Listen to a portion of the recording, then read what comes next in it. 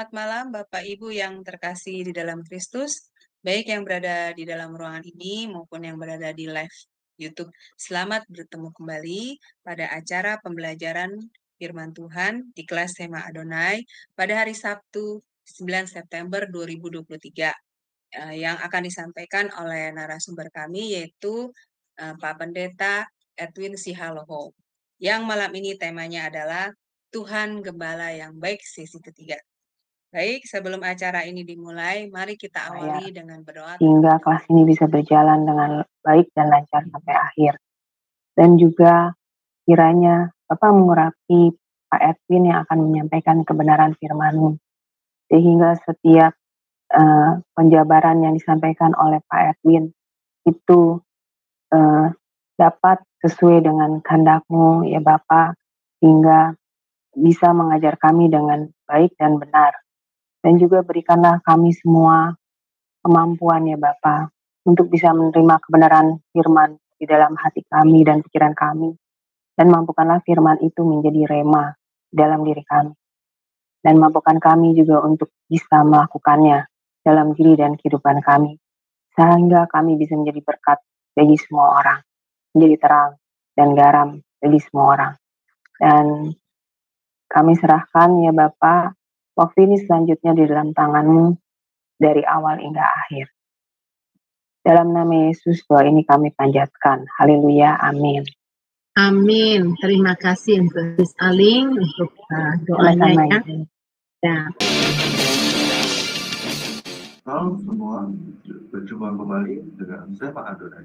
Pada kesempatan ini, dengan bangga, kami dari Sema Adonai memperkenalkan pembicara kita, yakni Bapak Edwin Silalahi. Dan berikut adalah profil singkat dari beliau.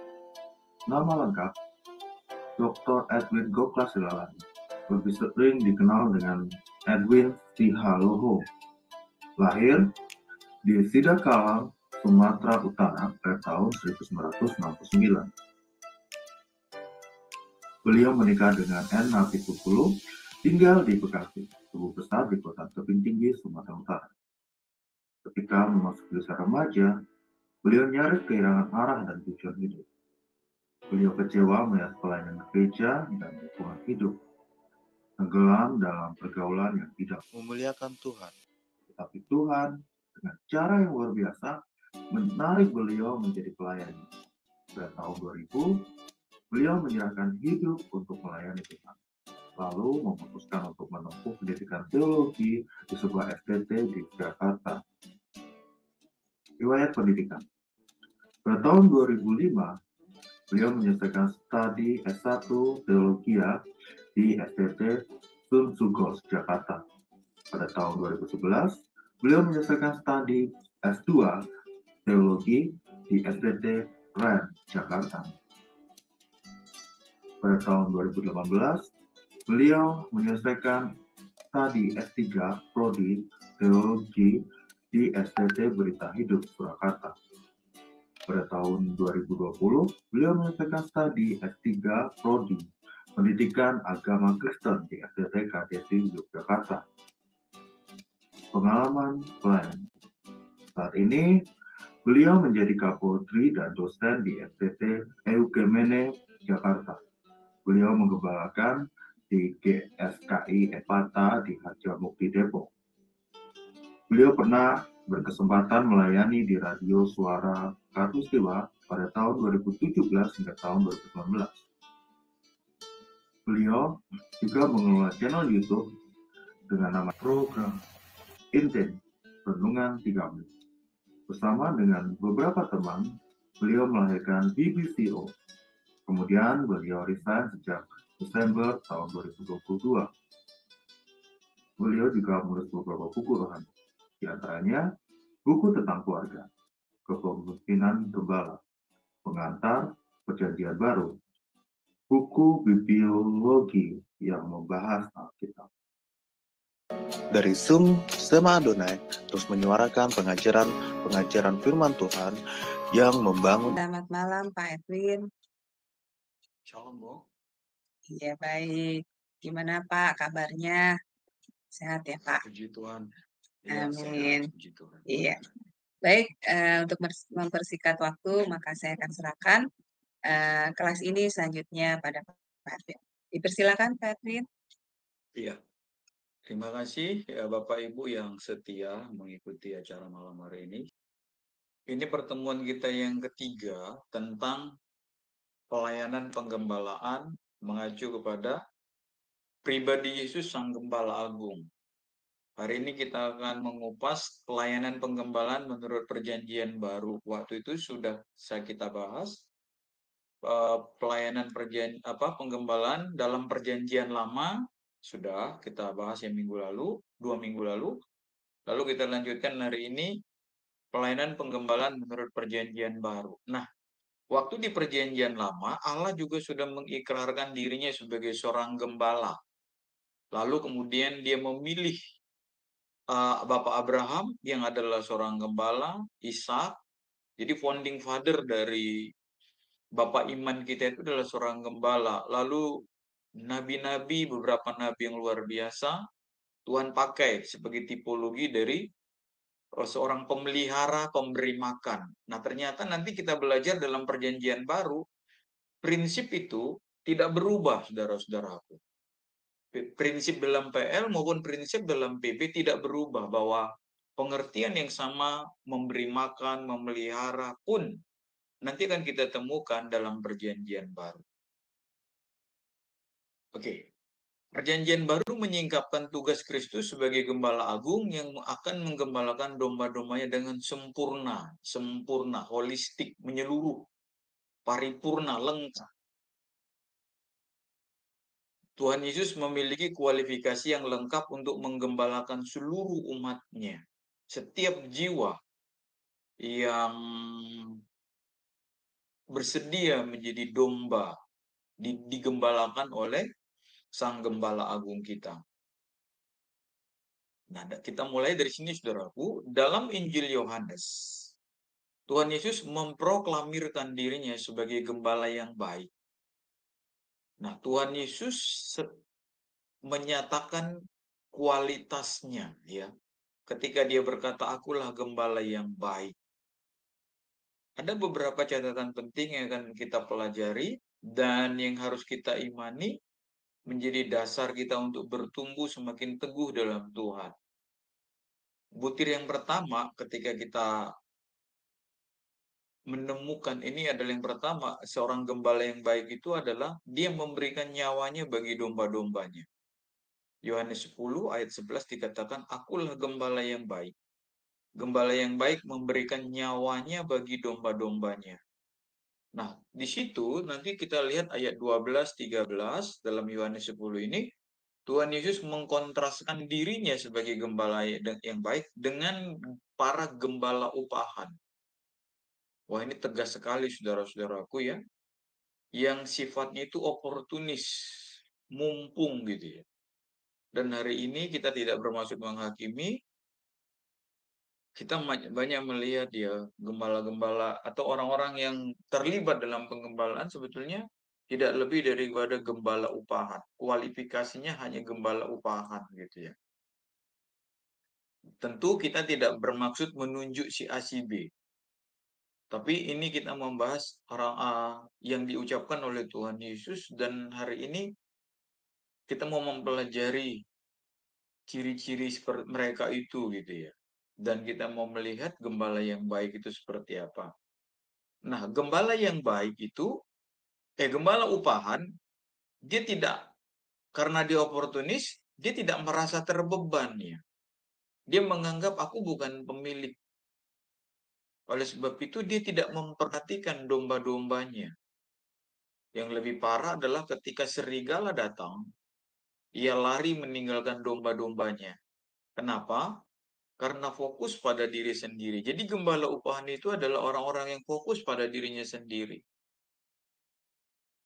Bagaimana kita melihat hal ini di lapangan? Ya, kita lihatlah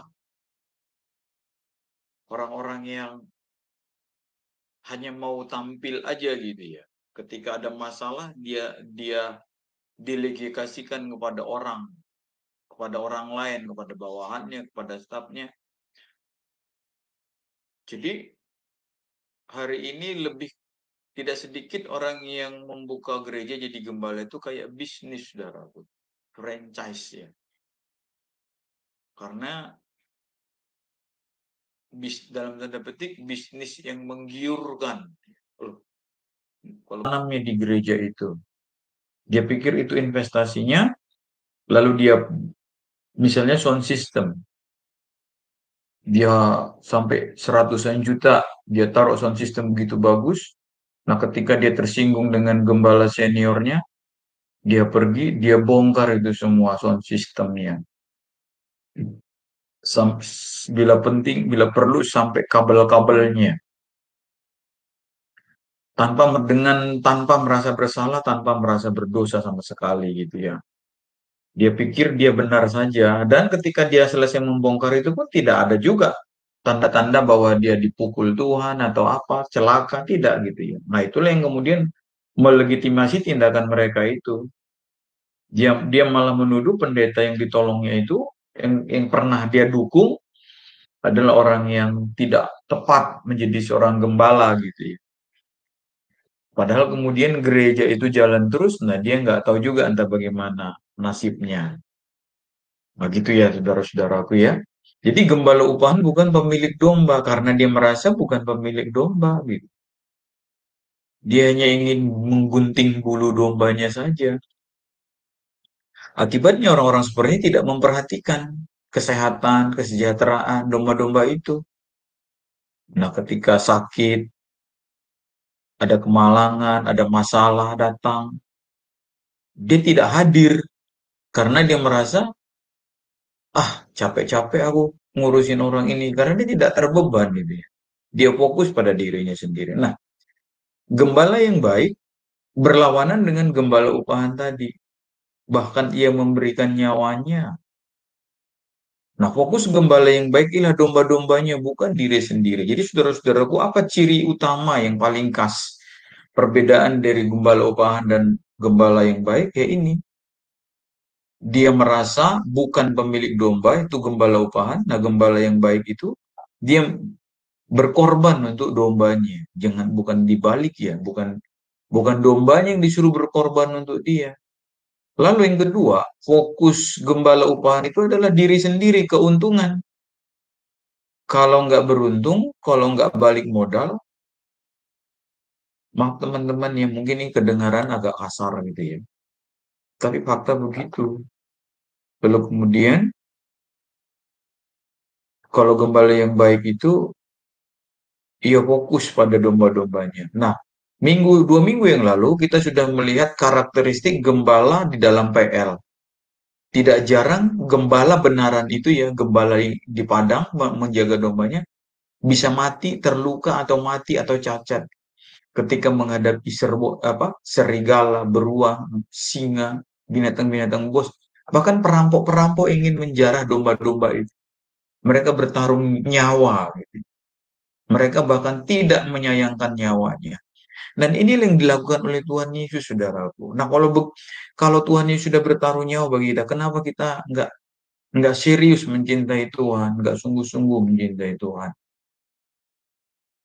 Dia tidak lari ketika bahaya datang. Dia bersama-sama dengan domba-dombanya menanggung beban itu. Bahkan bila perlu dia mempertaruhkan nyawanya agar domba-dombanya selamat. Nah, itulah yang dilakukan oleh Tuhan Yesus ketika ia mati menggantikan hukuman dosa atas kita di kayu salib. Tuhan Yesus adalah gembala yang baik yang telah memberikan nyawanya. Ia mati supaya kita memiliki hidup yang kekal.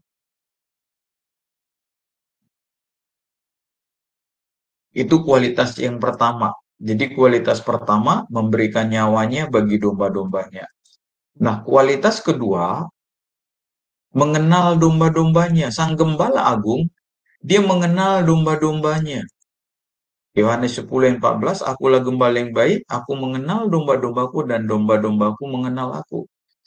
Tuhan Yesus mengenal ginosko, semua domba-dombanya. Kata ginosko ini bukan cuma sekedar mengenal, mengetahui, tetapi dia memiliki hubungan yang intim ya, secara pribadi.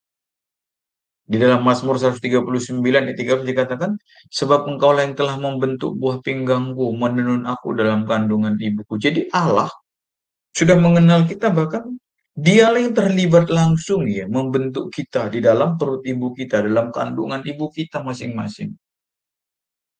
Dikatakan Allah mendandani kita, menenun.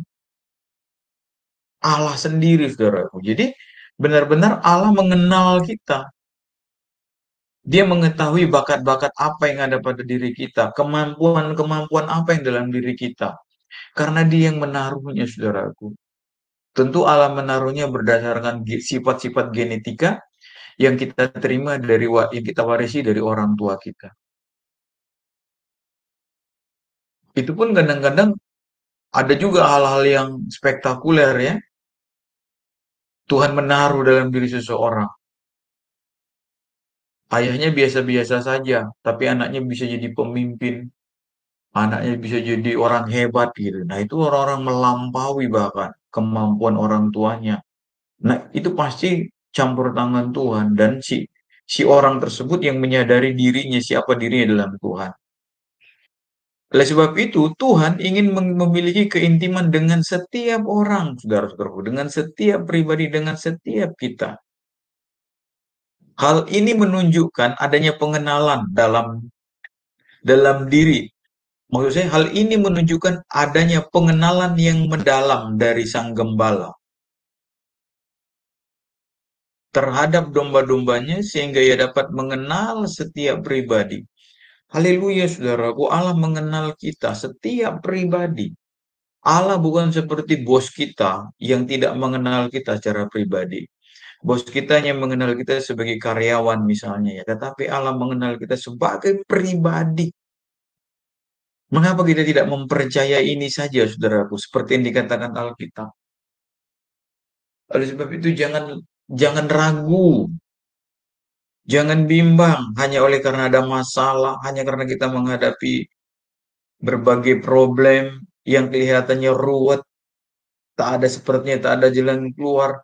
Justru di situ kita harus teguhkan iman kita bahwa Allah tak pernah meninggalkan kita. Dia ada gembala yang baik, saudaraku. Haleluya, saudaraku. Dia gembala yang baik. Dia tidak pernah meninggalkan kita. Dia tidak pernah meninggalkan kita. Dia tidak pernah membiarkan kita kebingungan selamanya. Mungkin ketika dia mendidik kita, tampaknya dia meninggalkan kita. Itu tampaknya saja ya. Tetapi pada dasarnya tak mungkin Allah meninggalkan kita. Apalagi kita yang selalu berseru dan berharap padanya. Hanya memang kita tunggu saja jalan cara kerja Allah. Jangan takut, jangan bimbang, jangan was-was ya. Jadi kalau kita percaya Tuhan mengenal kita, kalau kita percaya pada kalimat ini, pada perkataan Tuhan Yesus ini, akulah gembala yang baik dan aku mengenal domba-dombaku, aku ginusko domba-dombaku, maka artinya berarti Allah tahu dengan jelas semua pergumulan kita, kepahitan hidup kita, kekecewaan kita, bahkan semua kebutuhan-kebutuhan kita.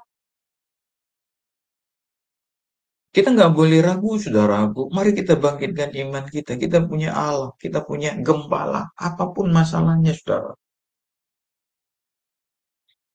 Yang penting kita bersandar pada Tuhan.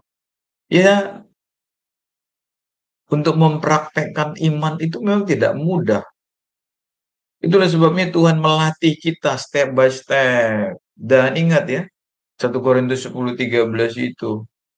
Tuhan tidak memberikan beban yang melampaui kekuatan kita untuk menanggungnya. Jadi dia bawa kita terus. Dan kita tidak boleh mengeluh. Kita tidak boleh bilang begini, kok masalah nggak habis-habis dari hidupku. Kapan sih aku bisa menarik nafas lega? Habis yang ini baru sebentar udah muncul ini. Nah, disitulah saudaraku, justru masalah-masalah itu mendewasakan kita. Masalah-masalah itu bagikan serigala-serigala buas yang ingin mengganggu kita. Apakah kita berhasil dirampas serigala-serigala masalah itu, atau kita makin memperteguh iman?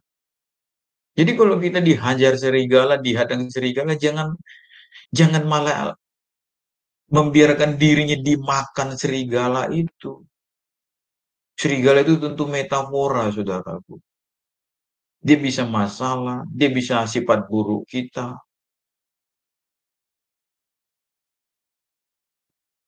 Mari kita camkan ini Bapak Ibu ya saudara-saudara dikasih Tuhan. Tuhan, aku mengenal domba-dombaku, aku ginusko domba-dombaku. Tapi kemudian masalahnya kita kita mengginusko Tuhan atau tidak? Nah, masalahnya kan di kita, bukan di Tuhan. Nah, yang kedua tadi kita masuk ke sini. Mana ya? Dia mengenal domba-dombanya tadi ya. Dia mengenal domba. Dia mengenal kita. Dia ginusko kita ya. Nah, Tuhan Yesus ingin memiliki keintiman dengan setiap orang. Hal ini menunjukkan adanya pengenalan yang dalam, deeper ya, dari sang gembala terhadap domba-dombanya, sehingga ia dapat mengenali kita. Jadi saudara-saudaraku, kitalah yang tidak kita yang tidak serius ya mengenal Allah ya.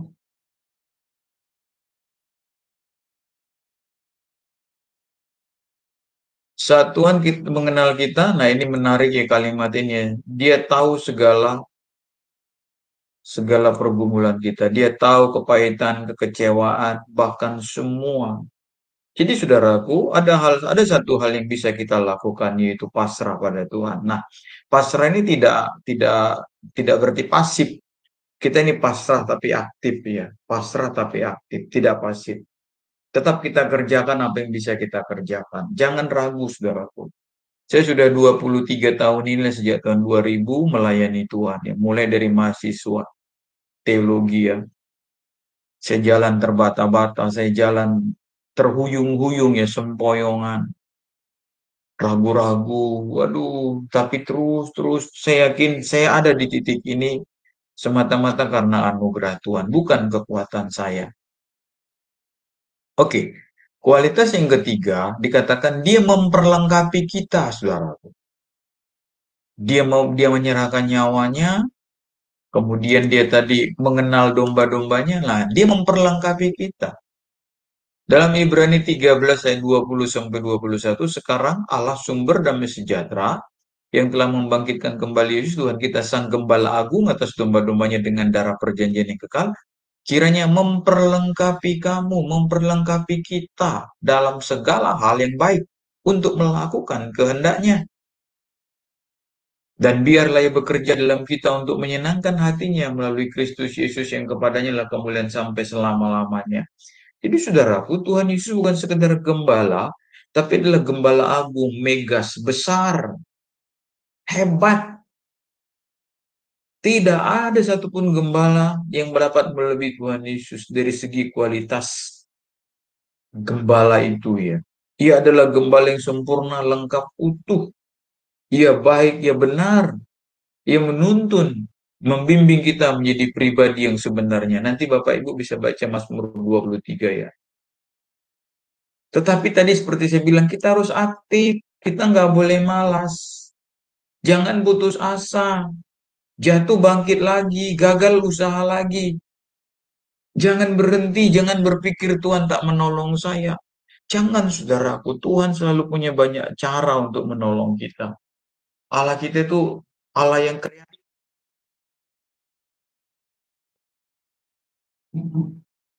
Dia Allah yang inovatif.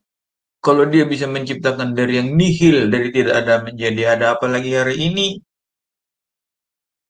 Jangan malas, jangan putus asa. Kita harus bergerak, bekerja, rajin, giat. Sebab Tuhan memberi kesanggupan itu. Dikatakan tadi, memperkiranya memperlengkapi kamu. Allah yang melakukannya. Memperlengkapi kita dengan segala hal yang baik. Apa? Untuk melakukan kehendak Allah. Tentu kalau kita pasif, malas-malasan, Tuhan tidak suka ya kan. Dia katakan, hai pemalas, belajarlah pada semut. Tapi saudaraku, biarpun pelajaran ini tampak sederhana, tapi kita melihat sisi dimensi yang lain lagi. Kita diingatkan kembali bahwa kita punya Allah, punya gembala yang memperlengkapi kita. yang terus-menerus mendewasakan kita. Nah, kualitas yang keempat, ia adalah gembala yang peduli, saudaraku. Ia mencari dan menyelamatkan yang tersesat dan terhilang. Ia meluruskan yang tersesat dan menemukan, mencari sampai menemukan. Bukan sekedar mencari, tapi sampai menemukan. Sampai menemukan. Nah,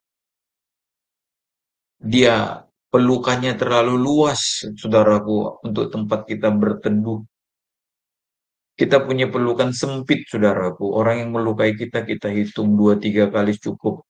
Yang keempat kali kita tutup sempit. Pelukan kita sempit bagi jiwa-jiwa, saudaraku, bagi orang-orang. Tapi pelukan Tuhan itu lebar, selalu tersedia tempat bagi kita. Itulah sebabnya dikatakan sekalipun dosamu merah seperti kirmizi akan kubuat menjadi putih seperti salju. Artinya bagi manusia tidak ada yang tidak udah tak mungkin gitu ya. Tapi Tuhan bisa mengubah itu, saudaraku ya. Itulah keajaiban Tuhan. Lukas 19 ayat 10 dikatakan, sebab anak manusia datang untuk mencari dan menyelamatkan yang hilang. Mencari dan menyelamatkan. Bukan mencari. Lukas 15 ayat 4, siapakah di antara kamu yang punya 100 ekor domba dan jikalau ia kehilangan seekor di antaranya tidak meninggalkan yang 90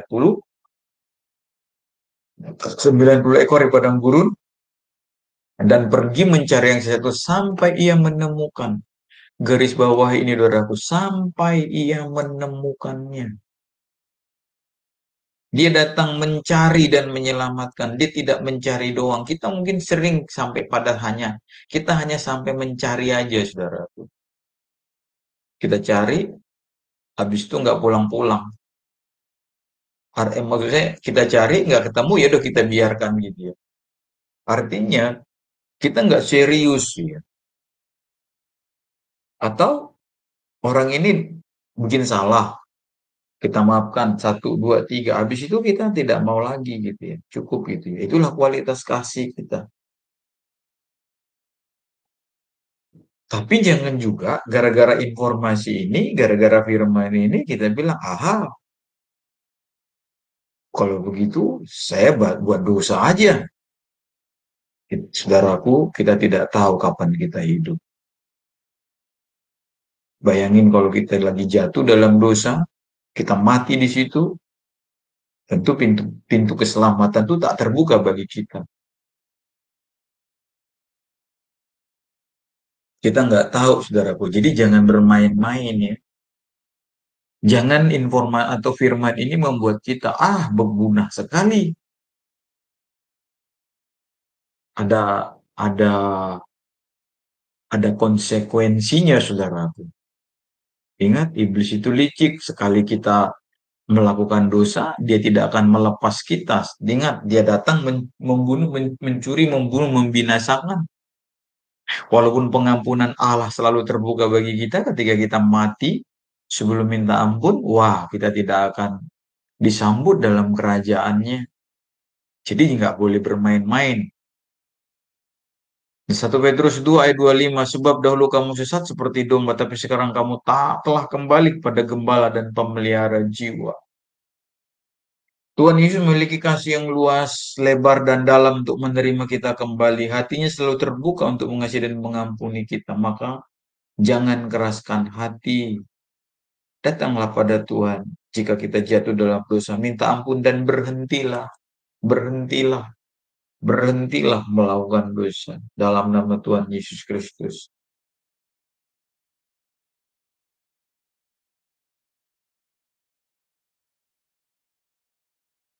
Kualitas yang kelima, Tuhan Yesus mempersiapkan gembala manusia. Nah, ini saudaraku. Jadi Tuhan Yesus pun mempersiapkan gembala bagi gerejanya, bagi umatnya. Dia adalah gembala agung dan dia mengutus gembala-gembala di kemudian hari karena Tuhan kita Yesus naik ke surga.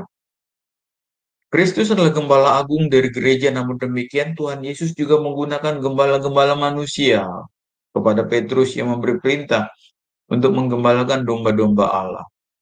Jadi ide bahwa Allah menyediakan para gembala untuk gereja adalah hal mendasar untuk memahami pentingnya kelembagaan dan fungsi gembala dalam perjanjian baru. Tapi ada dua catatan penting, saudaraku. Kristus adalah pusat penggembalaan. Jadi gembala-gembala manusia ini tidak boleh memusatkan pelayanan penggembalaan itu kepada dirinya, tetapi mengajak jemaat bersama-sama dengan dirinya untuk fokus pada gembala yang agung. Dia hanya diberi karunia oleh Allah, oleh Sang Gembala Agung, untuk melayankan pelayanan penggembalaannya. Dan Tuhanlah yang mengirimkan setiap jiwa yang datang ke dalam gereja atau di jemaat lokal kita, termasuk kita. Kita harus percaya bahwa Allah lah yang menggerakkan kita untuk dibimbing, dididik, digembalakan di gereja lokal kita. Sampai kita dewasa. Sampai kita dewasa dan pulang kembali ke rumah Bapa. Nah, kan ada pertanyaan juga, Pak, bagaimana kalau gembala ini tidak menunjukkan ciri-ciri atau tidak berhasil membawa saya kepada pembaruan atau pertumbuhan iman, pendewasaan itu? Nah, tentu kita bisa berdiskusi dengan Tuhan, berdoa dengan Tuhan. Nah, pelajaran malam hari ini atau pelajaran-pelajaran kita tentang penggembalaan ini semakin membuka cakrawala pikir kita. Kita tidak boleh ragu gitu ya. Ya salah milih baju, nyesal paling ya bajunya nggak menyenangkan, dipakai atau tidak dipakai atau dikasih ke orang, rugi uang gitu ya. Salah pilih jodoh, kalau nggak bertobat ya seumur hidup tersiksa di bumi ini gitu kan. Tapi kalau salah memilih juru selamat, salah memberikan diri digembalakan ya penyesalan seumur hidup lah, baik di bumi maupun di keabadian nanti. Makanya kita harus mendoakan gembala kita, jemaat lokal kita.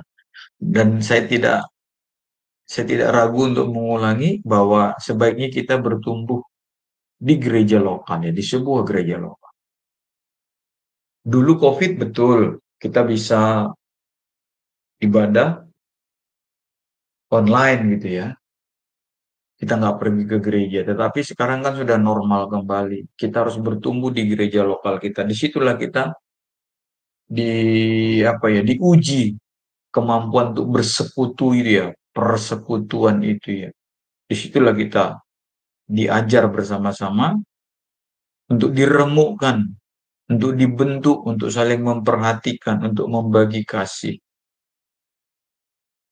Nah, keteladanan Kristus sebagai gembala utama itulah yang menjadi topik perjanjian baru. Ingat saudara-saudaraku, nanti kita akan ulang lagi, kita akan ketemuin lagi bahwa apa tugas-tugas dari seorang gembala versi perjanjian baru. Dan saya katakan sama dengan perjanjian lama. Walaupun di perjanjian lama sifatnya masih metafora ya. Sifatnya masih metafora, belum melihat satu orang manusia, yaitu dalam bentuk manusia yang benar-benar bisa menggembalakan manusia itu menurut kehendak Allah. Sampai nanti kemudian zaman PB, Yesus lahir, Yesus datang ke dunia, dan dia yang mengklaimkan, memproklamirkan dirinya sebagai akulah gembala yang baik itu. Jadi, ada 5 kualitas, ya saudara-saudaraku, kualitas Tuhan Yesus sebagai gembala yang agung, gembala yang megas, gembala yang besar. Mungkin Bapak Ibu suatu saat bisa berdoa, lalu ada dalam pewahyuan Tuhan, bisa menambahkan kualitas ke-6, ke-7, ke-8, dan seterusnya. Mari kita ulang lagi saudaraku ya, kualitas Tuhan Yesus. Pertama, dia memberikan nyawanya bagi domba-dombanya. Amin. Yang kedua, dia mengenal domba-dombanya, dan domba-dombanya pun diharapkan mengenal Tuhan Yesus, mengenal Sang Gembala Agung. Yang ketiga, saudaraku, dia tidak hanya sekedar gembala ya, tapi dia adalah gembala agung yang memperlengkapi kita. Dia memberikan karunia roh kepada kita, semua kita. Tidak ada yang tidak diberikan Tuhan karunia roh. Maka tugas kita adalah mendoakan, menggumulinya. Nanti Bapak Ibu bisa baca banyak karunia-karunia yang diberikan Tuhan kepada kita. Bukan cuma 12, bukan cuma 9, bukan cuma itu. Banyak sekali saudaraku. Karunia-karunia rohani yang Tuhan berikan kepada kita. Nah, kualitas yang keempat, ia mencari dan menyelamatkan yang tersesat. Tuhan Yesus mencari sampai ia menemukannya. Ia mencari dan menyelamatkan yang hilang. Nah, yang terakhir tadi, kualitas kelima, Tuhan Yesus mempersiapkan gembala agung, gembala manusia ya. Dia mengirimkan orang-orang yang dipilihnya menjadi gembala. Termasuk gembala Bapak Ibu yang ada di gereja lokal Bapak Ibu masing-masing. Maka tugas Bapak Ibu adalah menjadi benteng ya, menjadi lo nggak terbalik Pak, bukannya saya yang didoakan gembala saya. Tidak, kita saling mendoakan saudaraku. Sekali Rasul Paulus juga berkata, doakan saya, doakan aku, jangan lupa bahwa dalam doamu. Gitu ya. Bapak Ibu jemaat Tuhan, doakan gembala kita ya, gembala lokal kita. Supaya dia dapat takut Tuhan, supaya dia dapat hikmat Allah. Dan saudara-saudara tadi ingat, Kristus adalah pusat penggembalaan. Oke, kita lanjutkan. Kristus melihat banyak orang, nah di dalam Matius, Markus, kita melihat kualifikasi Tuhan Yesus yang lain ya. Dia memiliki belas kasihan kepada orang-orang.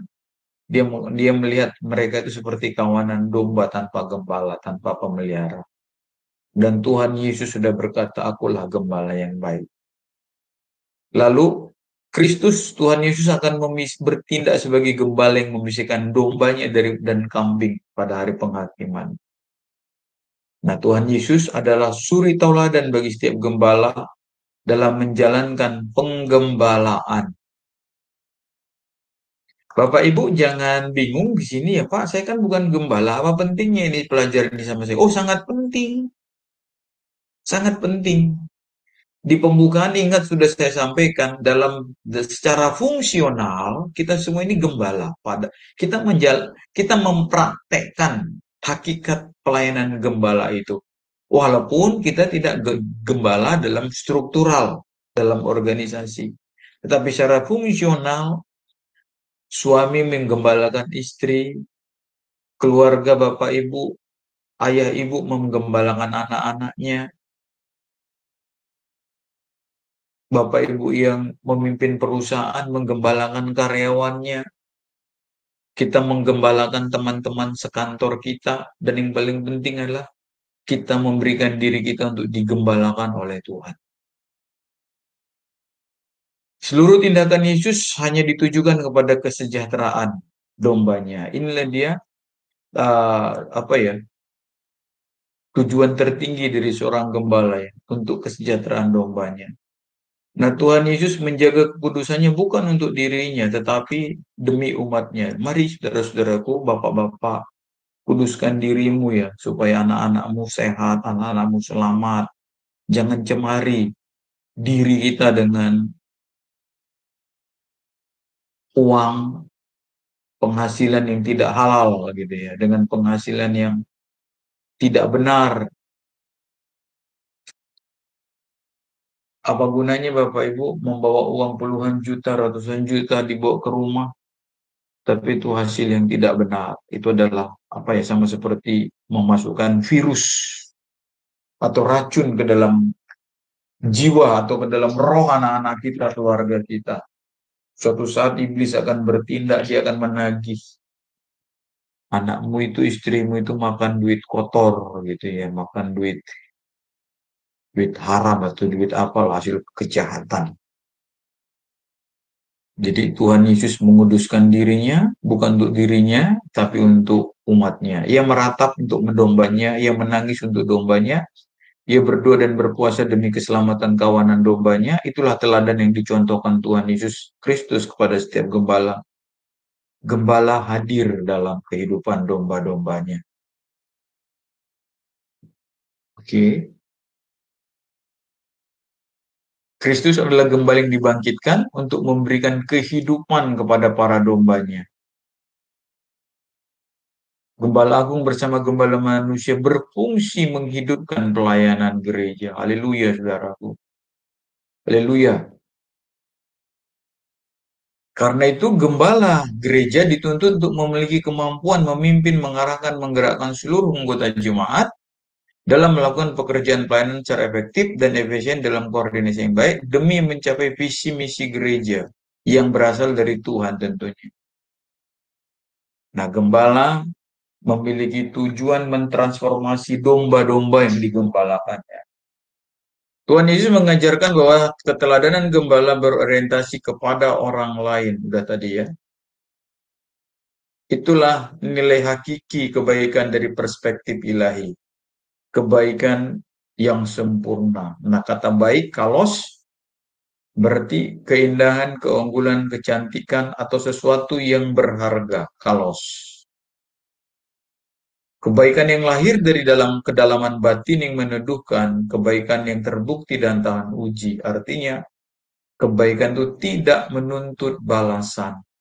Waduh, ini paling sulit, saudaraku. Karena kebaikan kita itu bersyarat. Bahkan kadang-kadang ketika kita baik ya, kebaikan itu dicurigai, disalah mengerti. Nah, jika hal itu terjadi, kalau memang kebaikan kita itu berkualitas kalos, ketika kita berbuat baik dicurigai, ketika kita berbuat baik dihujat, Allah ada maunya itu gitu ya. Kita berbuat baik disalah mengerti. Kalau memang kualitas kasih kita atau kebaikan itu tadi dari Allah, satu hal saudaraku, kita tidak akan terpengaruh. Waduh, betapa sulitnya saudaraku. Kita cenderung untuk menuntut balas ya. Betapa sulitnya saudaraku. Jadi beratlah memang mau masuk surga itu ya. Oh nggak berat Pak, kan kasih karunia. Betul kasih karunia. Tetapi harus ada buah kasih karunia itu tadi.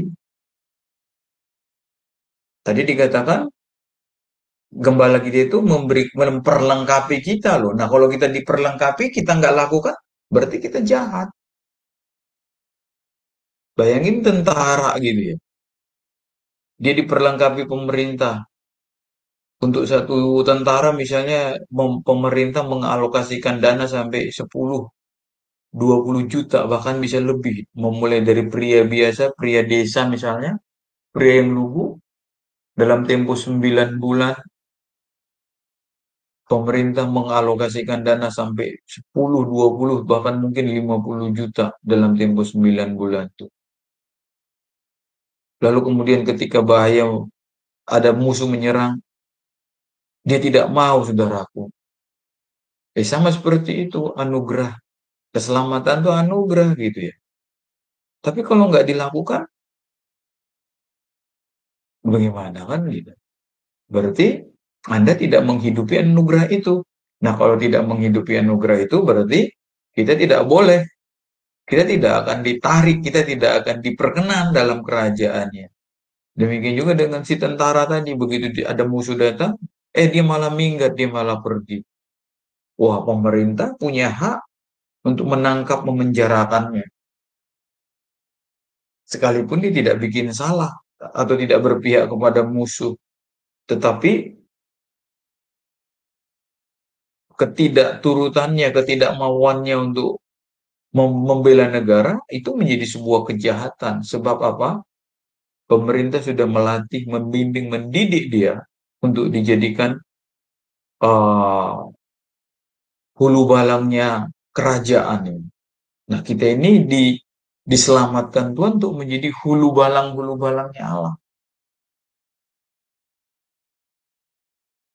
Kita menjadi domba-domba yang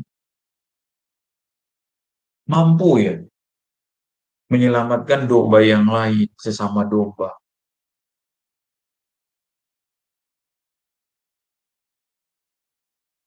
Ketika kebaikan dicurigai, dihujat, disalah mengerti, ia tidak terpengaruh. Ia tidak berubah menjadi buruk. Kita bisa melihat ya dunia politik itu bagaimana ya. Hari ini musuh, 5 tahun lagi menjadi teman. Hari ini dicaci maki, 5 tahun lagi bisa menjadi puji-puji gitu. Itulah politik dunia. Kita nggak ngerti ya.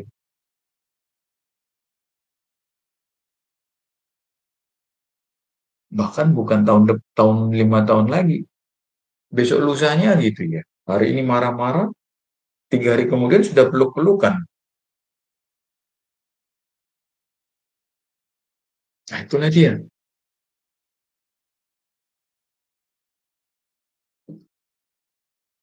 Demikian juga sebaliknya, hari ini peluk-pelukan, bentar lagi udah marah-marahan, saling caci, saling serang. Pada saat seperti itulah kebaikan itu menjadi unggul ya Bapak Ibu. Aduh, ini kayak mimpi aja kita ya. Bisa nggak kita kayak gini? Harusnya bisa ya. Ketika kita tidak membalas kejahatan dengan kejahatan, ketika kita tidak membalas caci maki dengan caci maki, malah kita memberkati. Pada saat itulah kebaikan itu menjadi unggul, indah dan sangat berharga. Nah, kualitas kebaikan itulah yang kita dapatkan dari Gembala Agung kita, Tuhan Yesus Kristus.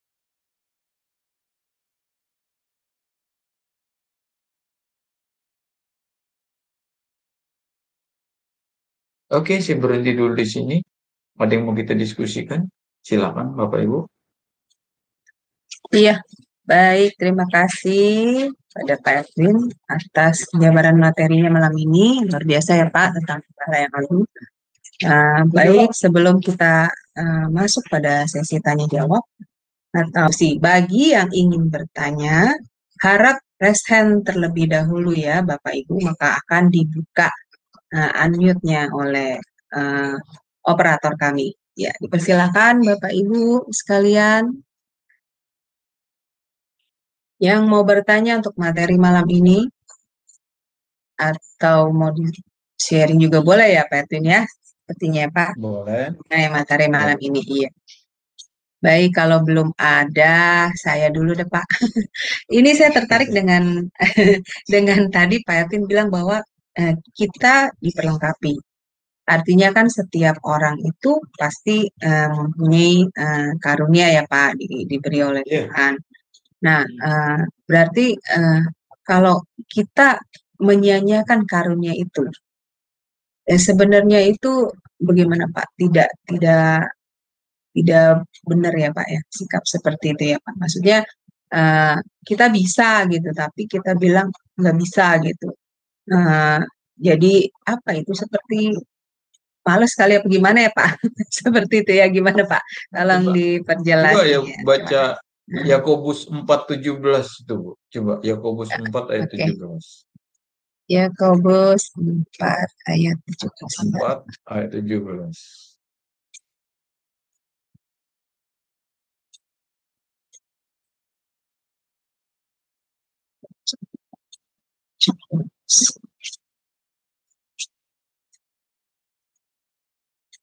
Ayat 17. Ya. Jadi, jika seorang tahu bagaimana ia harus berbuat baik, tapi ia tidak melakukannya, ia berdosa. Wah, tegas sekali ya Pak Edwin. Iya. Ayat ini. Tahu bukan jahat loh, tahu yang baik tak dilakukannya, dia meleset hamartia. Nah, pertanyaan gini, kalau meleset kira-kira nyampe tujuan nggak Bu? Tidak Pak. Enggak kan? Itu.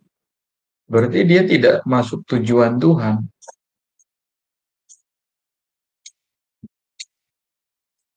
Nah, kalau kita nggak. Jadi ada unsur kesengajaan gitu kayaknya. Nah, itu termasuk sudah berdosa ya Pak. Padahal belum bisa, berada mampu, tapi tidak mau melakukannya ya. Seperti itu ya berarti. Iya. Atau gini Bu, memang dia tidak diajarin atau tidak mau belajar tadi ya. Dan orang tidak tahu itu kan banyak hal ya. Orang tidak tahu itu ada banyak hal penyebabnya. Ada memang karena nggak mau tahu. Yang kedua, ada orang yang tidak pernah tahu karena tidak dikasih tahu gitu ya.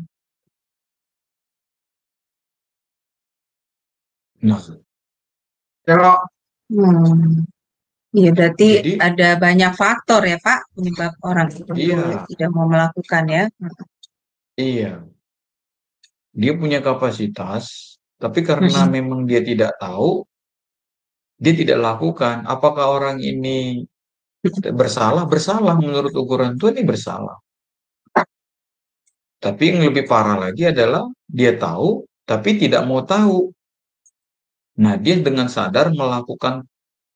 sadar menolak melakukannya karena merasa tadi bukan bagianku gitu ya. Itu bukan urusanku. Ngapain capek-capek, apalagi kalau sampai menyita waktu, memakan korban, korban uang, korban tenaga. Enggak ah, enggak ah, enggak mau ah pelayanan capek gitu ya. Bukannya dapat duit malah ngeluarin duit. Tapi kemudian dia kan berhadapan dengan pengadilan Tuhan nanti kan. Yang ditagih Tuhan itu pertama-tama apa yang sudah kau lakukan dengan bakat-bakat yang kubuat dalam dirimu kan itu. Dengan karunia yang kau kuberikan bagimu gitu kan.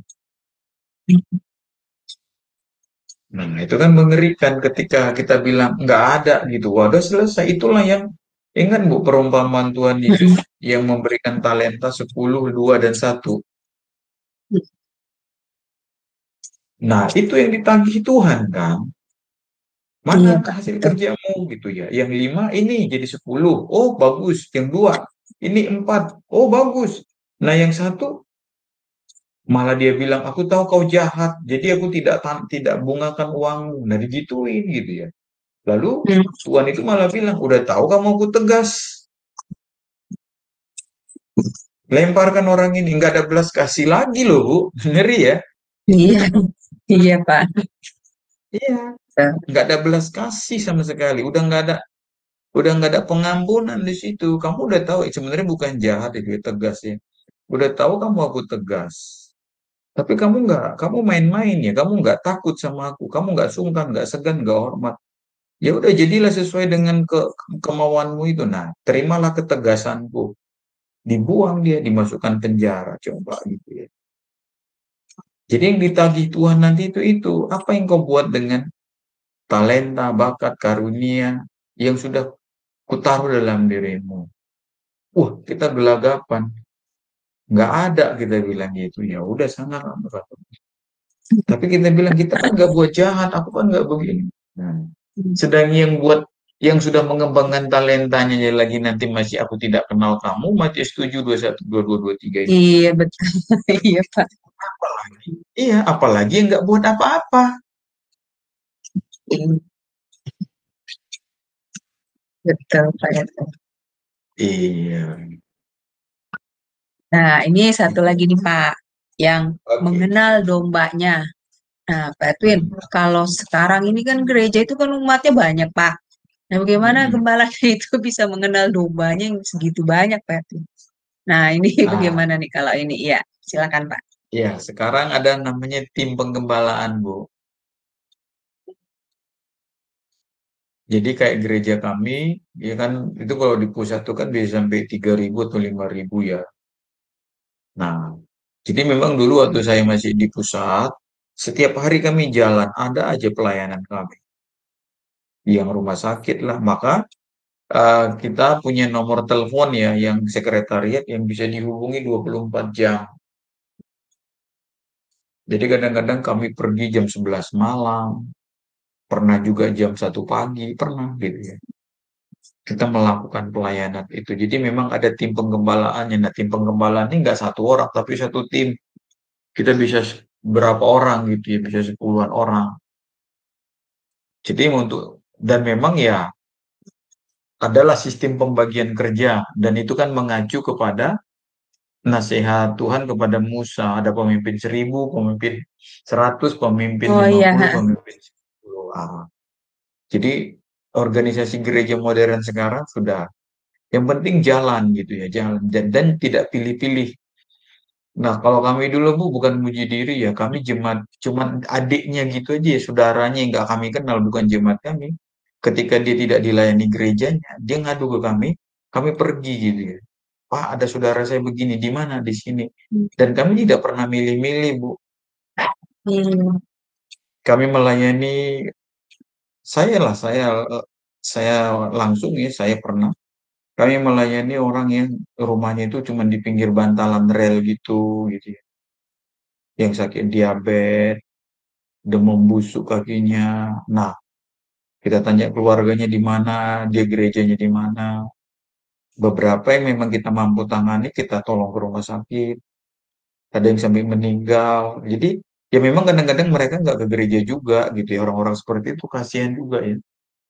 Nah, kita yang dipanggil gitu ya. Karena mereka tahu gereja kita tidak pilih-pilih dari gereja mana pelayanannya. Jadi, tim kita yang dipanggil. Saya melakukan itu dulu waktu saya di tim diakonia gereja kami. Jadi, bagaimana menangani jemaat yang ribuan? Ya, ada tim. Maka tim penggembalanya nggak satu ya. Ada yang melayani pernikahan, melayani pemberkatan apa pengurapan rumah, toko dan sebagainya lagi itu ya. iya, Ada yang iya. sakit, kita jalan terus gitu Bu.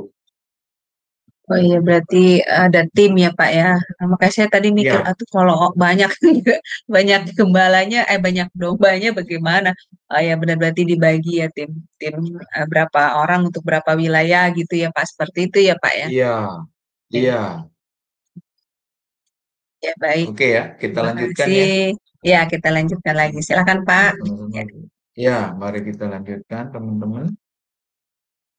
Nah, kita sampai sini sekarang ya. Keberhasilan seorang gembala keluar ya Bu ya. Tidak Pak, tidak keluar. Oh, tidak Oh iya, keluar. keluar keluar Pak. Barusan keluar ini. Ya, Oke, oke, oke. sebentar. Ya, Ya, keberhasilan ya seorang sudah. gembala, ya, keberhasilan seorang gembala tergantung pada bagaimana ia menaruh jemaatnya dalam hatinya. Nah, ini saudara-saudaraku, kunci seorang gembala, apakah dia memang benar-benar ada, apakah jemaatnya itu ada di hatinya, gitu ya. Nah, Paulus menuliskan ini ya kepada jemaat Filipi, kamu ada di dalam hatiku. Jadi, intinya keberhasilan penggembalaan itu adalah menuntut kasih yang sungguh-sungguh. Rasul Paulus melihat keselamatan orang lain adalah merupakan tanggung jawab setiap jemaat. Nah, Paulus, saudara-saudaraku, melihat keselamatan tanggung jawab setiap orang yang bertumbuh dewasa sebagai buah dari penggembalaan. Nah, Paulus sendiri berkata, supaya aku sedapat mungkin memenangkan beberapa orang dari antara mereka. Inilah kerinduan hati Paulus untuk memenangkan jiwa-jiwa. Jadi, saudara-saudara, di tengah-tengah kesibukannya untuk menggembalakan, seorang gembala tidak boleh lupa bahwa jiwa-jiwa lain di sekelilingnya menunggu untuk diselamatkan. Itu tadi ya, kita harus memiliki kepedulian kasih kepada setiap jiwa-jiwa. Nah, ada beberapa cara yang digunakan oleh Rasul Paulus dalam pelayanan penggembalaannya yang bisa juga kita lakukan. Yang pertama, menjadi teladan. Ini pun merupakan pelayanan kita, Bapak Ibu ya.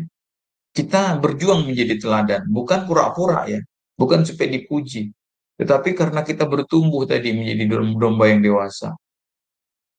Rasul Paulus berkata, jadilah pengikutku sama seperti aku juga menjadi pengikut Kristus.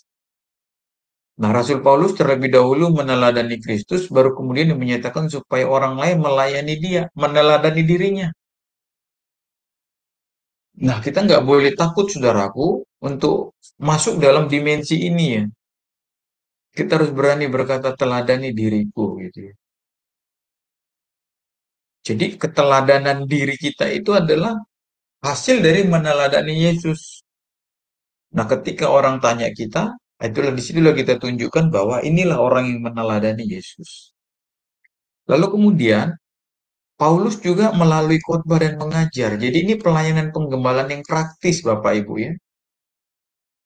Tadi menjadi teladan. Ayo kita berjuang jadi teladan. Bukan sekedar supaya dipuji, tapi supaya orang bisa melihat Kristus dalam diri kita. Yang kedua, melalui khotbah dan mengajar. Nah, yang ketiga, melalui surat-surat gitu ya, SMS, WA. Bapak Ibu bisa melakukan itu gitu ya. Kita bisa membagikan khotbah. Tapi kemudian kita berubah. Jangan jadi dimaki orang.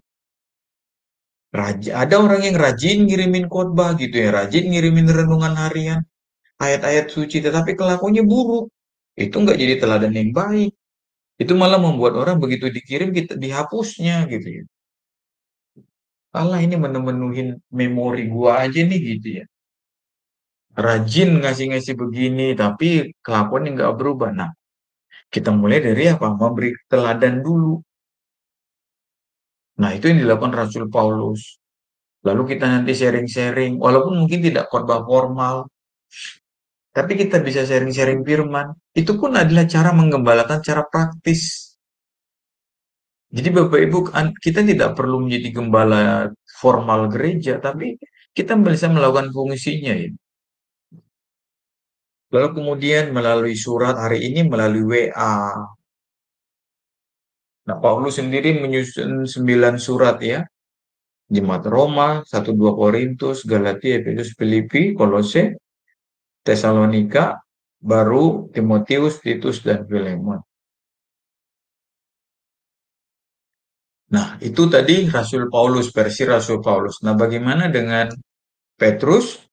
Nah, di dalam 1 Petrus pasal 5 ayat 2 sampai 3 ya, bukan sampai 5 ya. Rasul Paulus mengatakan, "Gembalakanlah kawanan domba Allah yang ada padamu, jangan dengan paksa, tapi dengan sukarela, sesuai dengan kehendak Allah, dan jangan karena mau mencari keuntungan, tetapi dengan pengabdian diri. Janganlah kamu berbuat seolah-olah kamu mau memerintah atas mereka yang dipercayakan kepadamu, tetapi hendaklah kamu menjadi teladan bagi kawanan domba itu." Nah, ada beberapa catatan penting yang mau kita bahas terkait dengan pernyataan Petrus tadi ya. Jadi yang pertama, tugas seorang penggembalaan itu adalah, nah ini yang saya katakan tadi, di dalam PL kita menemukan tugas ini juga memelihara, memberi makan. Makanya saya katakan tadi tidak bertentangan. Tidak bertentangan. Padahal jarak antara PL-PB itu, situasi PL dan PB itu berbeda jauh. Tetapi prinsip kebenaran dari surga tidak berubah, saudaraku. Bukan hanya zaman kita ini aja, seandainya kita dunia ini masih ada 2000 tahun lagi, 2000 tahun lagi pun prinsip ini tidak berubah. Nah, secara praktis, pelajaran butir-butir pelajaran ini bisa kita terapkan ya. Bisa kita terapkan di lingkungan kecil kita, di lingkungan kita masing-masing. Nah, tugas penggembalaan, tadi sudah kita lihat ya di atas, hal-hal yang bisa kita lakukan. Nah, sekarang tugas-tugas penggembalaan yang bisa kita kerjakan juga, yang pertama, dikatakan memelihara. Memelihara. Dalam bahasa Indonesia, kata memelihara ini bisa juga digunakan menggembalakan. Nah, kata menggembalakan itu sejajar dengan memelihara. Nah, kata memelihara dari istilah Yunani poimano. Artinya memelihara sebagai gembala. Persis seperti seorang gembala terhadap dombanya. Benar-benar gembala terhadap dombanya. Jadi, fungsi seorang gembala dalam memelihara ini adalah dia memberikan makan minum domba-dombanya. Nah, dalam hal kerohanian, seorang gembala itu mengajak jemaat Tuhan untuk menikmati makanan rohani. Apa itu? Kebenaran firman Tuhan. Saudara-saudara, hari ini banyak atau tidak sedikit domba-domba Tuhan yang tidak terpelihara dengan baik. Mereka makan sembarangan, saudara-saudaraku.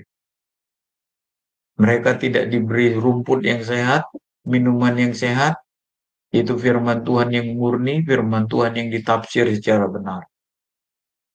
Betul mereka seakan-akan dipelihara, padahal sebetulnya tidak.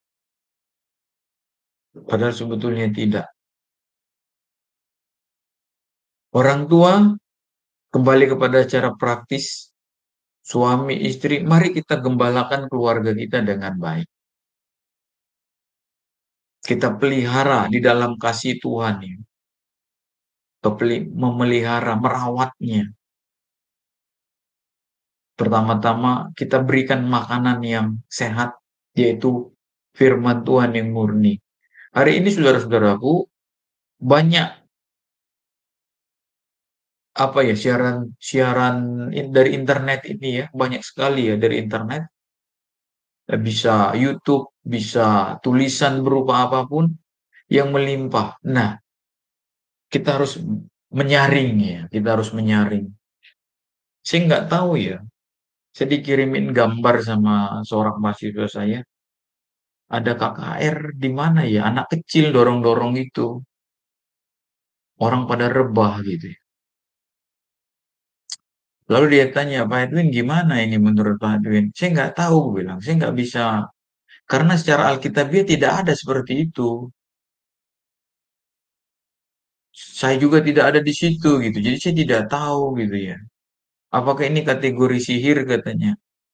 Saya nggak bisa jawab. Saya tidak bisa justifikasi gitu ya. Saya tidak bisa menjawab secara tuntas. Tetapi yang aku tahu Alkitab tidak ada seperti itu gitu ya. Walaupun memang dalam kitab Amos ya, dari mulutmu anak-anak kecil itu ada seperti itu ya, dan itu nanti dikutip oleh Petrus waktu di Kisah Para Rasul. Orang-orang pada rebah, lalu kemudian pendetanya begini rebah lagi gitu ya. Nah, salah seorang pendeta di Jakarta ini pernah mengatakan mengkritik praktik-praktik seperti itu. Dan dia bilang dengan tegas dan berani, hadirat Tuhan tidak pernah menumbangkan gitu ya. Bukan menelentang gitu ya. Beliau mengajarkan, tapi membuat orang tersungkur sujud ke depan, bukan terjengkang ke belakang gitu ya. Saya pernah mendengar begitu juga. Saya pikir-pikirkan gitu jawabannya. Ini kan orang dikibas begitu lalu jatuh terbelang ke belakang gitu. Nah, saya hanya mau belajar dari Alkitab aja. Alkitab bilang, maka tersungkurlah mereka di kaki Yesus. Mereka tidak terjengkang. Mereka tersungkur di kaki Tuhan Yesus. Mereka bersimpuh di kaki Tuhan Yesus. Jadi, sujud, jatuhnya itu sujud. Bukan telentang begitu. Nah, saya bilang gitu. Ya terserah kamulah menafsirkannya gitu ya. Saya tidak bisa tegas bukan karena saya takut apa tidak gitu ya. Ya, banyak juga cara kerja Tuhan macam-macam. Tapi yang jelas ini tidak ada. Yang saya pahami tidak ada dalam Alkitab. Jatuh terjengkang ke belakang. Yang ia tersungkur, iya tersungkur. Selalu Alkitab katakan tersungkurlah, iya. Orang tersungkur itu kan jatuh nunduk kepalanya ke bawah. Sikapnya hormat, sikap menyembah. Bukan jatuh terlentang begitu ya. Nah, terutama kita menjaga dari spirit dunia ini ya, spirit dunia ini. Yang kedua, menurut catatan Petrus, tugas penggembalaan itu adalah mengawasi, epikopeo, yang berarti peduli, yang penuh kewaspadaan. Nah, seperti saya bilang tadi ya, Pak, bagaimana menurut Bapak peristiwa ini? Saya hanya tunjukkan gitu ya, tidak ada Alkitab yang membuat orang itu ketika hadirat Tuhan datang, orang terjengkang. Semua itu orang bersujud, tersungkur, tengkurap, jatuh rebah, bukan jatuh ke belakang. Nah, disinilah fungsi seorang gembala itu melindungi dari bahaya itu. Maka seorang gembala itu memiliki tugas yang berat.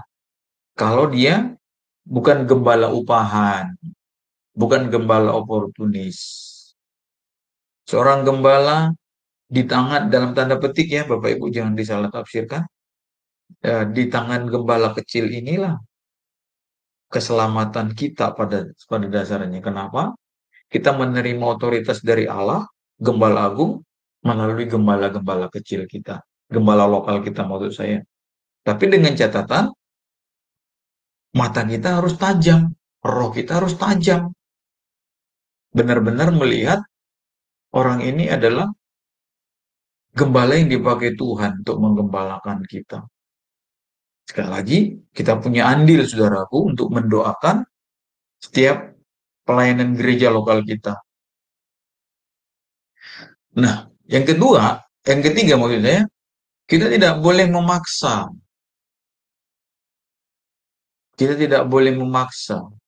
Seorang gembala jemaat harus memikul tanggung jawabnya bukan karena suatu keharusan atau suatu kewajiban, melainkan karena itu adalah suatu kehormatan. Ini saudaraku ya, kehormatan.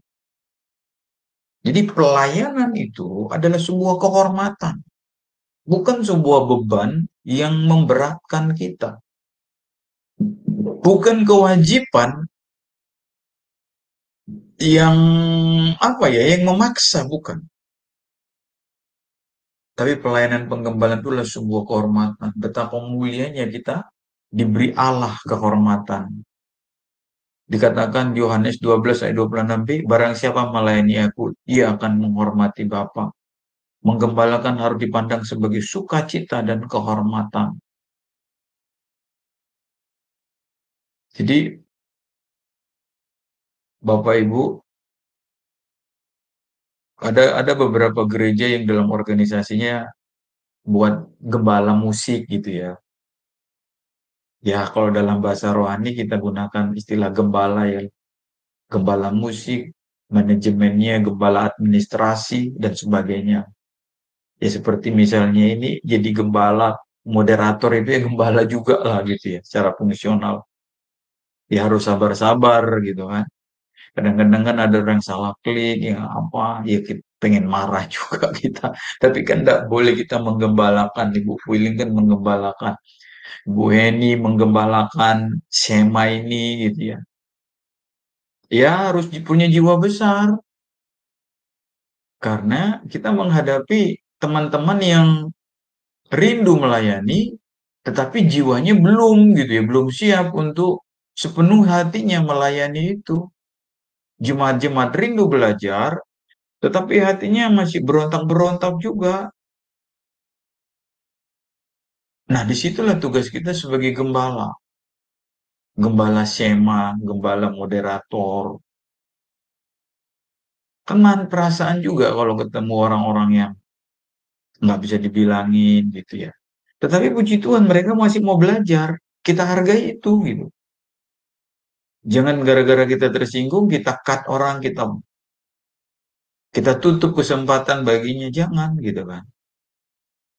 Tapi kalau memang udah keterlaluan, mungkin tidak cocok dengan kita, ya suruh pilih kandang lain lah. Kalau nggak bisa juga dibilangin. Nah tentu kalau bergabung di suatu area, di suatu tempat, kita harus belajar untuk taat otoritas itu, menundukkan diri. Jadi jangan dengan paksa ya. Kemudian jangan mencari keuntungan. Nah, dalam istilah bahasa Yunani ini sebenarnya digunakan kata ini ya, saudaraku, terjemahannya ini. Keuntungan yang memalukan gitu. Bapak Ibu ya, saya bukan ngata-ngatain, tapi ini jadi pelajaran kita. Pada suatu hari saya ditelepon seorang ibu gitu ya, Pak Edwin. Ya Bu, Bapak bisa ngisi pelayanan nggak di tempat saya khotbah gitu ya. Kapan? Besok. Loh, kok mendadak Bu? Biasanya Ibu nggak pernah begini. Ibu selalu ngasih spare waktunya seminggu atau paling lama 5 hari dulu gitu ya. Iya Pak Edwin, ini mendadak. Akhirnya ngobrol-ngobrol, lalu di akhir percakapan gitu Pak Edwin saya mau menyampaikan sesuatu, boleh nggak? Kata, boleh. Ada apa? Sebetulnya untuk besok itu sudah ada pendeta yang saya undang katanya. Dan si pendeta itu sudah menyetujui bahwa hari besok itu dia akan melayani. Tapi mendadak pagi itu, misalnya ini Kamis acaranya, Rabu pagi si pendeta itu nelpon si ibu. Dia bilang, Bu, saya maaf ada pelayanan mendadak gitu ya. Waduh, nah pelayanan mendadak. Ya si ibu kan nggak bisa marah-marah kan gitu ya. Akhirnya si ibu terima aja. Iya Pak, baik selamat melayani gitu lah ya. Akhirnya selesai. Nah, jadi sekitar jam 10 atau jam 11 itu si ibu ini telepon saya tadi. Lalu dia tanya, Pak besok bisa mengisi nggak? Oh bisa, saya bilang itu. Lalu kemudian diceritakanlah cerita tadi itu. Lalu dia tanya pendapat saya, bagaimana menurut Pak Edwin begitu? Aduh, ya nggak mungkin juga kita rendahkan teman kita ya sama-sama pendeta gitu ya. Ya, nggak tahu lah Bu, begitulah hari ini pelayanan itu. Yang yang dia bilang nggak enaknya itu kenapa harus hari ini mendadak. Coba seandainya Pak Edwin nggak ada yang kan saya tidak punya referensi kenal pendeta banyak. Saya kan kenal hanya beberapa saja. Saya bilang aja, ibu itu udah puji Tuhan Bu, ibu nggak dipermalukan gitu kan ada yang sudah menggantikan. Ya, gitu ya. Jadi saudara-saudaraku, saya pikir keuntungan yang memalukan tuh ya kayak gini juga ya. Dia batalkan di sana karena mungkin pelayanan di tempat lain itu lebih banyak, lebih menguntungkan apapun bentuknya. Saya tahu memang kalau ibu ini pelayanan di tempat ibu ini, ya sorry ya saya kalau saya sampaikan, ya sekedar transport aja dikasih gitu ya. Tapi saya selalu suka cita gitu ya. Kalau diundang ibu itu saya suka cita sekali. Sekedar transportasi aja gitu, yang transport ini apa gitu ya. Bos, bagi saya sudah luar biasa gitu ya. Kita ngobrol-ngobrol dengan peserta, nggak banyak sih, 15, ibu-ibu semua itu, 15 orang, kadang-kadang 20 orang. Nah, tapi kemudian si Bapak Pendeta yang diundang semula itu membatalkan segitu aja gitu ya. Saya sebagai hamba Tuhan yang merasa sedih juga. Apakah betul ada yang mendadak, toh dia pelayanan juga kan katanya. Ada pelayanan mendadak. Apalagi kalau ternyata pelayanan itu menjanjikan secara ekonomi, nilai ekonomi lebih besar. Nah, itu kan memalukan sebetulnya. Jadi motifnya nggak benar gitu ya, motifnya salah. Itu nggak kudus lah.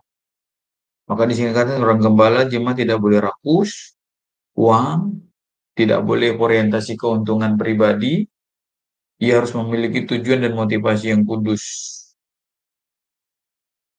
Petrus pernah apa ya, memarahi orang ya, menghardik orang ya. Dikatakan kiranya binasalah kiranya uang itu bersama-sama dengan engkau. Ini waktu itu ada seorang Elimas apa siapa ya? Seorang mantan dukun kali ya. Peristiwa ini yang dia bilang supaya dia diberi kemampuan untuk menumpangkan tangan ya, mencurahkan Roh Kudus. Berapa aku bayar katanya. Nah, Petrus marah ya, dihardik lah, binasalah uangmu bersama-sama dengan engkau. Nah, Petrus otoritas sorga, dia tidak duniawi ya. Dia tidak bilang sini uangnya. Tidak ya, saudaraku. Oke. Yang kelima, memiliki pengabdian diri. Jadi, saudaraku, pelayanan bukanlah usaha yang semata-mata mengejar hasil. Pelayananlah hati yang tergerak yang menjadi sumber yang tak habis-habisnya bagi sang gembala. Pelayanan bukanlah ditujukan bagi pemuasan kepentingan sendiri, tapi demi kepentingan Tuhan dan demi kepentingan sesama kita manusia.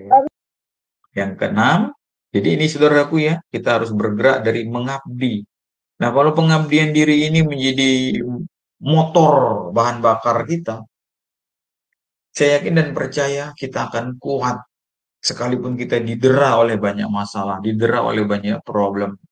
Kita akan tough ya, teguh, kokoh, mampu bertahan di situ dan tetap memberi yang terbaik, yang terbaik, yang terbaik dan yang terbaik. Nah, kiranya ini mengisi relung hati kita, mengisi pikiran kita sehingga kita tidak cemas, tidak takut, tidak bimbang, tidak ragu, tidak loyo ya, tidak jatuh dalam permainan iblis. Ada Allah yang bersama kita. Yang keenam, jangan memerintah atas mereka. Nah, seorang gembala tidak boleh diktator. Kita tidak boleh diktator, main perintah seenaknya. Jangan memaksa, sewenang-wenang, arogan. Kalau nggak suka kita pecat. Petrus memunculkan suatu ide yang menentang pendapat bahwa wewenang akhir ada di tangan gembala jemaat. Semua tindakan penggembalaan harus ditundukkan di bawah ketuhanan Kristus. Jadi nggak boleh seorang gembala itu jumawa ya, sombong angkuh. Seakan-akan dia menjadi pusat.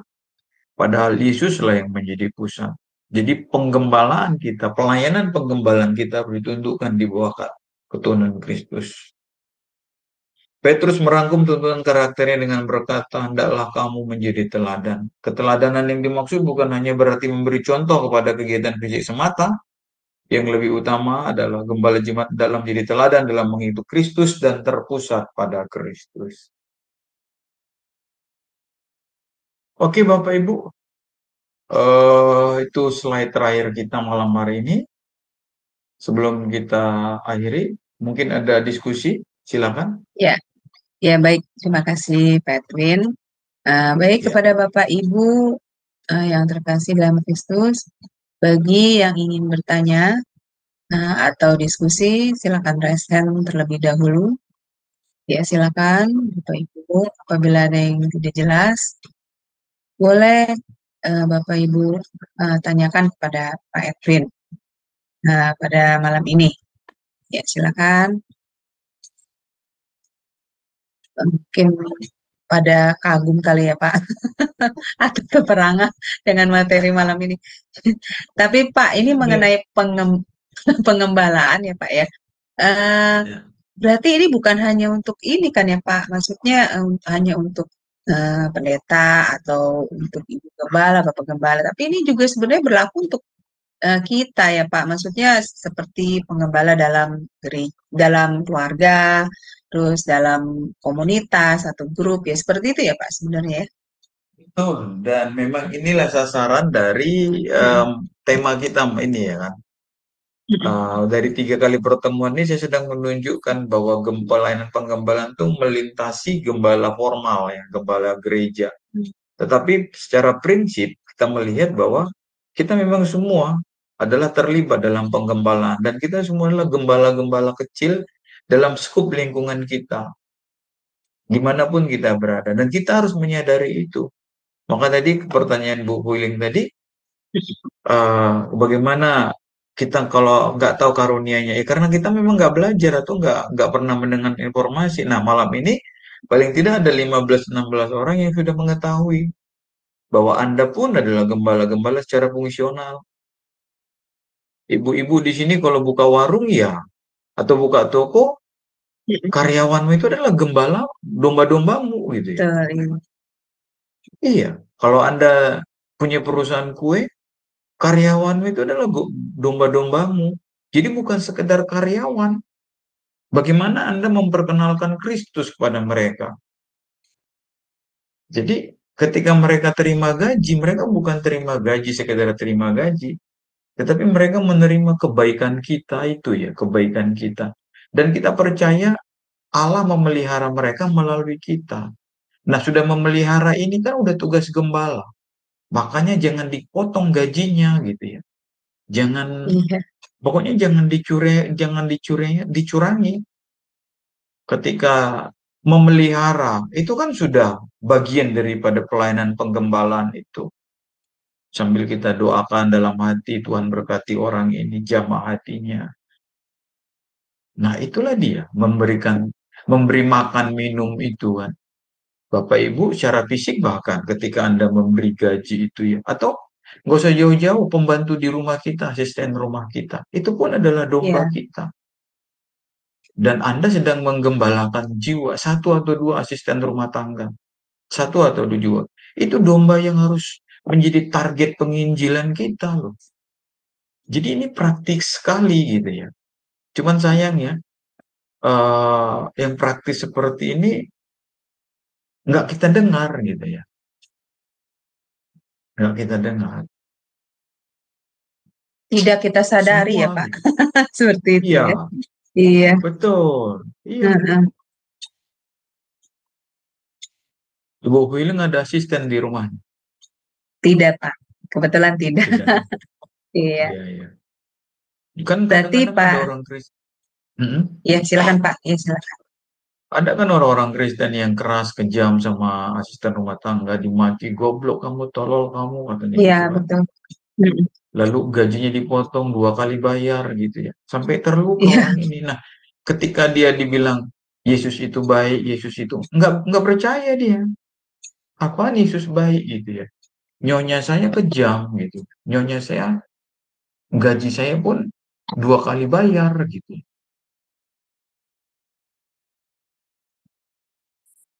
Kasar bicaranya. Nah, coba kita menggembalakannya. Itu kan kita menggembalakan, memelihara tadi. Apalagi kalau asisten kita itu suaminya nggak kerja atau mungkin single parents gitu ya. Dia punya anak 3, suaminya meninggal atau bercerai. Jadi kita memelihara hidupnya. Nah, itu kan itu tadi sudah kita bahas. Itu kan fungsi seorang gembala. Jadi Bapak Ibu udah gembala walaupun Bapak Ibu tidak di gereja pelayanan, tapi Anda di rumah. Dan Anda punya tanggung jawab. Dan gembala kita semua, gembala agung kita Yesus. Bapak Ibu menggembalakan 1 jiwa, 2 jiwa itu, dan di hadapan Tuhan kualitasnya sama. Gitu. iya benar Pak. Dan ini mengenai ini juga ya Pak, teladan ya. Tadi Pak Edwin ada membahas tentang teladan. Ya sebenarnya mengenai teladan ini memang tidak mudah ya Pak. Maksudnya, jadi kita yang dimaksud dengan teladan di sini, kita bisa mengatakan kepada orang lain atau mengajarkan, tapi terlebih dahulu kita harus bisa mempraktekannya pada diri kita sendiri ya Pak. Yang benar seperti itu ya Pak Edwin Iya, ya. iya, Supaya iya. orang lain itu bisa melihat teladannya pada diri kita. Maka ketika itu orang itu akan respect secara tidak langsung kepada kita. Seperti itu ya Pak Edwin ya, mengenai teladan Iya, ini Bu. ya. Iya. Iya, betul sekali. Dan sepertinya banyak orang yang bisa bicara tapi nggak bisa meneladani ya Pak Edwin. Saya melihatnya Ya, sih seperti termasuk itu. iya, betul lah. Makanya kan ngeri-ngeri sedap gitu kan, ngeri-ngeri. Iya. Tapi kita harus bicara. Kita harus bicara. Akhirnya kita kan dikejar ya. Jangan jadi kita takut bicara, kita dikejar. Jadi kita dituntut untuk, jangan ngomong doang kamu gitu ya. Ayo lakukan. Ya. Betul, betul Pak Edwin. Jangan Iya, juga jadi berhenti belajar gitu ya. Aduh Pak, berat kali pelajarannya, aku belum mampu. Jangan gitu, itu pasti pikiran dari iblis. Dia iya, nggak mau, iblis kan nggak mau kita bertumbuh, belajar terbuka. Kalau iblis maunya kita menyerah, lalu nggak bertobat, nggak berubah. iya betul.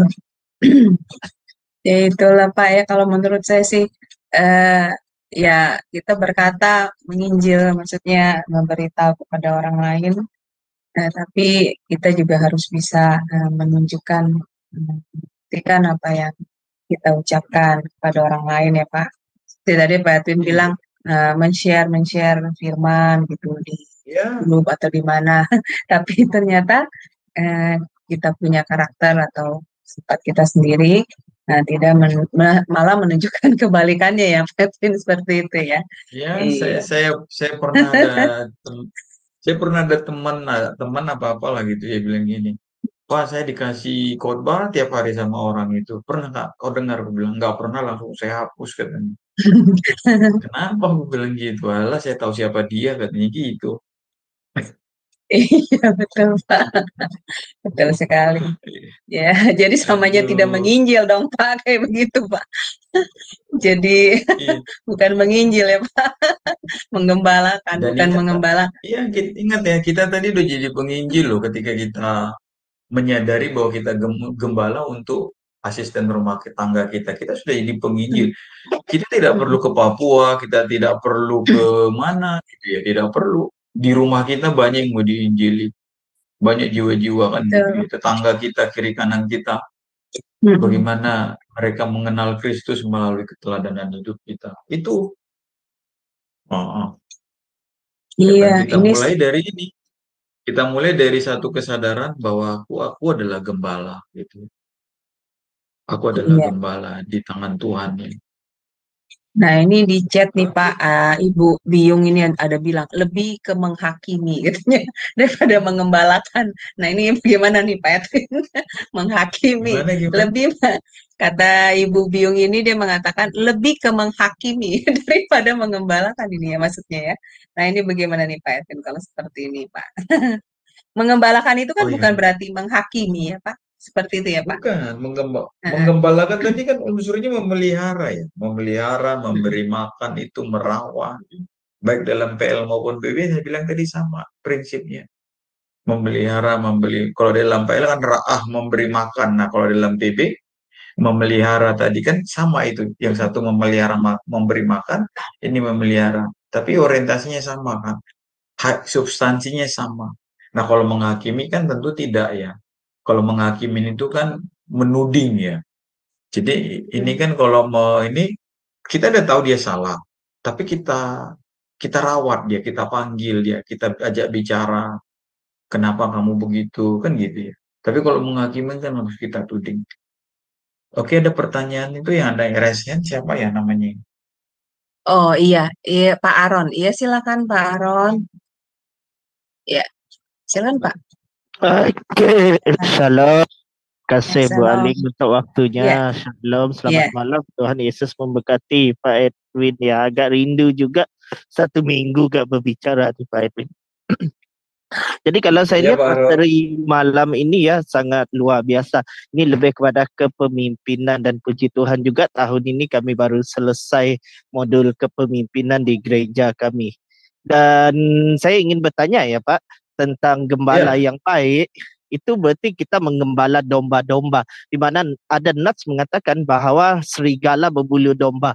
Berarti pasti ada jemaat-jemaat yang membuat penyesatan ya kan, di mana membuat doktrin atau pemahaman. Ini saya cerita fakta yang terjadi di tempat saya Pak, di mana ada ya. jemaat itu bisa kami katakan jemaat tawaf ya, di mana ke gereja satu, ke gereja kedua, ketiga, akhirnya muta-muta kembali lagi ke gereja yang pertama, di mana dia membawa doktrin yang sangat bertentangan dengan doktrin gereja, sepertinya doktrin Unitarian ya, yang dia promosikan itu. Dan sebagai seorang gembala, kita sedia maklum bahawa harus ada kepekaan, terutamanya kepekaan terhadap roh Allah atau roh kudus supaya bisa menasihatinya. Dan apa pandangan Bapak tentang orang yang seperti itu sebagai seorang gembala dan saat dinasihati dia terus ngeyel, terus keras kepala dan akhirnya dia merajuk ataupun dia kayaknya sakit hati pergi ke gereja lain dan melakukan hal yang sama. Udah ditegur, sakit hati, merajuk, pergi ke gereja lain. Dan yang fatalnya itu ada beberapa jemaat mengikut pemahamannya dia atau ajarannya dia. Itu kira-kira gimana Pak? Ya, menurut Alkitab ya Pak Yakobus itu kan kalau ada orang seperti itu dipanggil bicara empat mata, kalau nggak bisa dipanggil pemimpin-pemimpin dikumpulkan. Kalau nggak bisa juga nih, kalau nggak maksudnya kalau dia nggak bertobat juga, memang harus diberi ketegasan gitu ya. Bapak tidak boleh datang ke gereja ini gitu ya, atau Bapak tidak boleh mengajar kami di sini. Kalau memang Bapak mau masuk gereja ini, Bapak duduk jadi jemaat, dengar belajar lagi. Harus ada ketegasan seperti itu. Tapi itu kan sebelum sampai ke sana ada stepnya dulu, ada langkah-langkahnya. Bicara empat mata, nggak bertobat juga, kumpul para pemimpin, dinasihati, nggak bertobat juga, lalu kemudian dikasih ultimatum seperti itu ya. Iya, gitu ya Pak. Oke, berarti ada Ya. masanya kita melepaskan jemaat itu ya Pak. Seperti ada nas Betul, mengatakan Pak. kita sekiranya udah 2 atau 3 kali kita menasihati orang itu dan orang itu tidak mendengar, maka kita lepaskannya. Gitu kira-kira ya Pak. Iya, Pak. Itu kan penyakit ya. Harus sama seperti orang yang kena ini kan, kena diabetes, harus ada amputasi, harus dipotong. Harus dipotong. Nah, di dalam Yohanes pasal 15 juga Tuhan berkata kan, akulah pokok anggur yang benar gitu kan. Nah, ada padaku ranting yang tidak berbuah, dipotong. Ranting berbuah juga dipotong supaya bersih.